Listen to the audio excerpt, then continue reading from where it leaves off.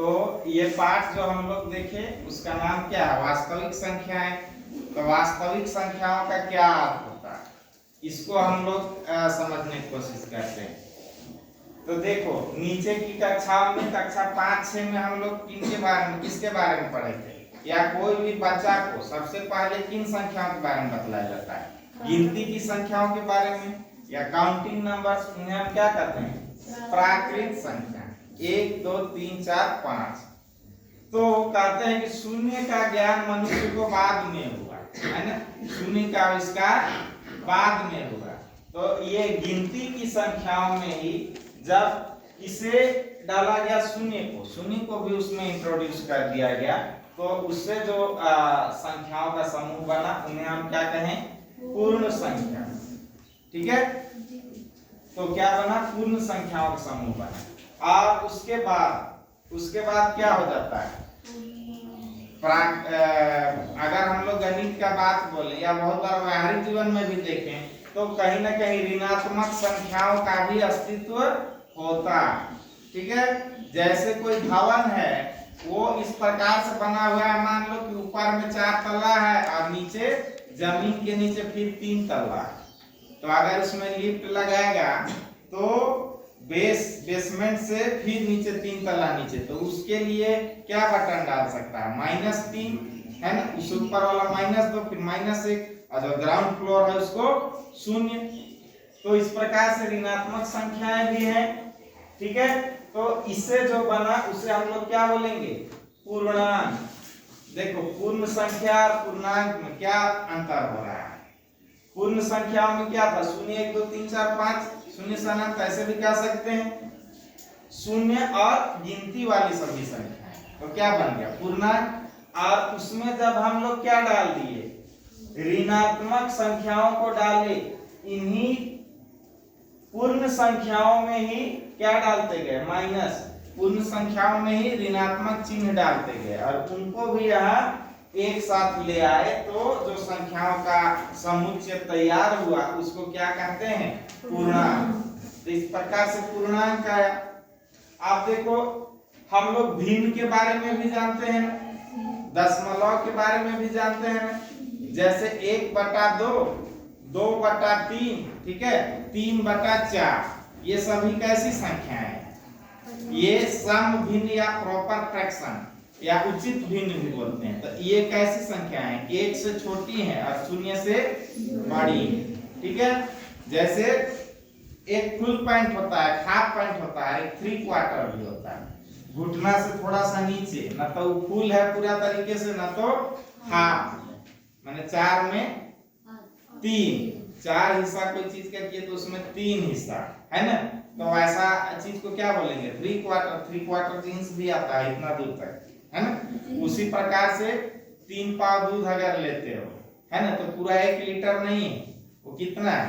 750 ml, तो 3 पाव, है ना? तो 1/4 हिस्सा कितना बार आ रहा है? 3 बार, है ना? पहले हम लोग चलाते थे 3 तो चौगुनी मिला करके क्या बनता था? 12 आना, है ना? 50 पैसा हो गया आधा रुपया, 1 रुपया, बीच का जो हो गया 75 पैसा, है ना? उसको क्या, उसको 12 आना भी बोलता था। तो वो भी क्या है? 3/4 रुपये है। ठीक है, तो इस प्रकार से तो वो सभी क्या है? भिन्न है। तो भिन्न भी है, दशमलव भी है, और इधर ये प्राकृत पूर्ण संख्या, उससे बड़ा हो गया पूर्णांक। ठीक है, तो अगर सभी पूर्णांकों को और सभी भिन्नों को अगर हम मिला करके बात करें, तो जो संख्याओं का समुच्चय तैयार होता है उसे हम कहेंगे परिमेय संख्या। और याद करो इसका क्या होता है परिभाषा? वो वैसी सभी संख्याएं जिन्हें P/Q के रूप में हम लोग लिख सकते हैं, जहां Q शून्य नहीं है।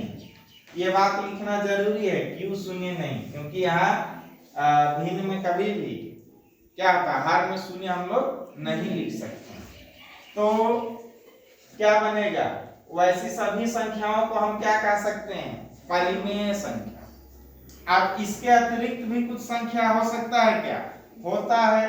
जैसे अगर हम एक समीकरण को हल करना चाहें, x² = 3, वैसी संख्या जिसको स्वयं से गुना कर दिया, x² मतलब x गुना x, स्वयं से गुना करने पर 3 आए। अगर हम लोग इसको हल करने का प्रयास करें तो x का मान आएगा +-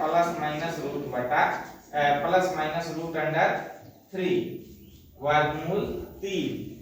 ठीक है, तो यहाँ पर क्या आता है, ये वर्गमूल 3 जो है वो परिमेय संख्या नहीं है, उसको हम लोग p/q के रूप में नहीं लिख सकते, उसको लिखने का एकमात्र वही तरीका है।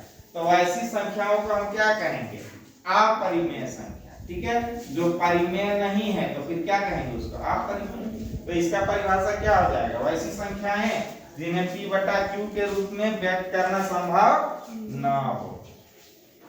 अब देखो परिमेय संख्या जो होता है उनका दशमलव प्रसार कैसा होता है, या तो शांत होता है या तो अशांत आवर्ती। ये पहले भी बार बार बतलाया गया है ना। तो शांत होता है या अशांत आवर्ती। जैसे 1/10 का दशमलव प्रसार क्या होगा, 0.1। 1/100 का क्या होगा, 0.01। ये कैसा हो रहा है, शांत। लेकिन 1/3 का दशमलव प्रसार कैसे होगा, क्या होगा बतला सकते हो, 0.3333 ऐसे चलते रहता है, तो वो खत्म नहीं हो रहा है, तो इसी को आवर्ती बोलते हैं, अशांत आवर्ती। लेकिन ये जो है ना अपरिमेय संख्या, इसका दशमलव प्रसार ना तो शांत होता है न ही अशांत आवर्ती होता है। कैसा होता है, अशांत अनावर्ती होता है। मतलब उसमें कोई पैटर्न नहीं है, कोई नियम कायदा नहीं है, रैंडमली कोई भी अंक जो है क्या होता है, दशमलव के बाद आते जाते रहता है।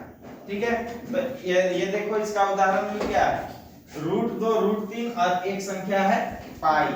वृत्त में क्या होता है, परिधि और व्यास के अनुपात को क्या कहते हैं, पाई कहते हैं।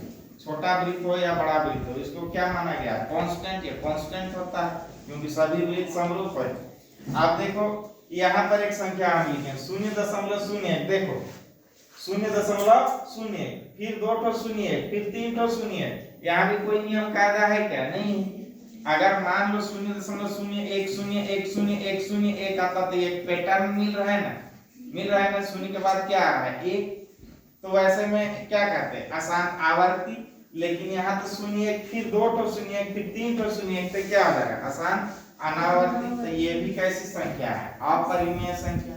और यहाँ पर देखो √2 √3 और पाई, अगर इनका भी हम लोग दशमलव प्रसार देखें ना तो यह स्पष्ट होता है ये कैसी संख्याएं हैं, अशांत अनावर्ती है। देखो √2 का दशमलव प्रसार होता है, ये देखो 1.41 के बाद फिर क्या आ जा रहा है 4।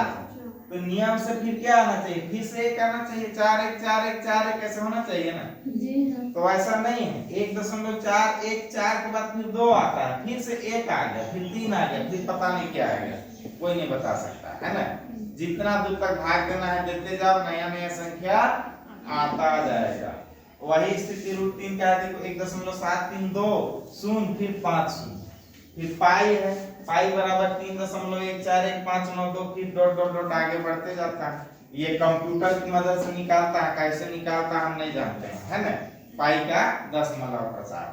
हाँ, लेकिन √2 √3 और पाई ये 3 का जो दशमलव मान जो है, दशमलव का 3 अंक तक याद रखना चाहिए, है ना। √2 बराबर क्या है, 1.414, √3 बराबर 1.732 और पाई बराबर 3.141, है ना। 3 अंक तक याद रखना चाहिए, हम 6 अंक तक याद रखे हैं। ठीक है, हम टीचर हैं तो 6 अंक तक, तुम लोग स्टूडेंट हो तो 3 अंक तक याद रखो। ठीक है, तो यहाँ पर जितना भी संख्या का हम लोग जिक्र कर लें, उन्हें सबको हम लोग मिला करके, मतलब परिमेय और अपरिमेय दोनों परिवार को एक ही बिल्डिंग में हम लोग शिफ्ट कर दिए, तो वो क्या कहलाया, वास्तविक संख्या, है ना। दोनों को मिला करके बात करें तो वास्तविक संख्याएं कहलाएगा। मतलब कोई भी मुंह से सिर्फ निकाल दो वास्तविक संख्या, मतलब वो कुछ भी हो सकता है ना। x अल्फा बीटा गामा कुछ भी हो सकता है, उसमें -3 भी हो सकता है, 0 भी हो सकता है, 2.42 भी हो सकता है, पाई भी हो सकता है ना, √2 √3 कुछ भी हो सकता है। तो यहाँ हम लोगों का संख्याओं का ज्ञान जो है इतना दूर तक जाता है कि परिमेय अपरिमेय दोनों मिला दिया, वास्तविक संख्या। तो गणित में कोई भी प्रश्न हम लोग बनाते हैं, कोई भी समीकरण हल करते हैं, उसका मान क्या आता है? कोई भी वास्तविक संख्या हो सकती है ना। इससे ऊपर भी होता है, काल्पनिक संख्याएं भी होती हैं, इमेजिनरी नंबर्स, लेकिन वो कक्षा 10 के बाद हम लोग पढ़ते हैं, है ना। अगर आगे गणित पढ़ोगे तो वो सब मिलेगा। अदरवाइज 10 का सिलेबस तक में हमको जिन संख्याओं से पाला पड़ता है उन्हें हम क्या कहते हैं? वास्तविक संख्या।